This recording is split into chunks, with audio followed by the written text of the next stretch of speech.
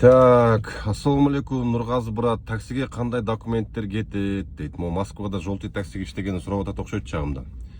Ушул жакшы суроо болуптур. 2025 жылга таксиде иштегени кандай документтер керек экенин списоктарын бир сыйра сиздерге айта кетсем.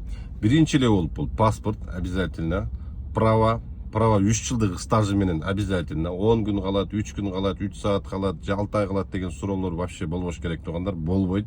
Обязательно 3 жылдык болуш керек. Андан кийин эле СНИЛС, ИНН, справка о судимости деген, соттолгон эмес деген Кыргызстандыкы и Россиядан дагы 2 справка керек болот. Ошолардын бардыгы чогулгандан кийин регистрация калып кетти. Регистрация 4-чүсү, регистрация обязательно. Ошолардын баары чогулгандан кийин кисартка подавать этесиңер дагы, кисартыңар бир жуманын ичинде чыгат. Анан кийин жолтый таксиге чыга бересиңер. Бирок ошонун бардыгын чогулткуча где-то 1 ай убакыт өтүп кетип атат туганда таксиге чыкканы, 1 ай. Эми созулуп кеткени. А так тезирээк бүтсө 1 жума 10 күндүн ичинде деле бүтүп, уже таксиге чыга берсеңиздер боло берет. А бизнес класска болсо паспорт, права, ИНН, СНИЛС болду. Ошо менен эле парковый самозанятый болот дагы иштей берет. Бизнес класска эч кандай кисарт, справка судимости деген нерселер керек эмес тугандар.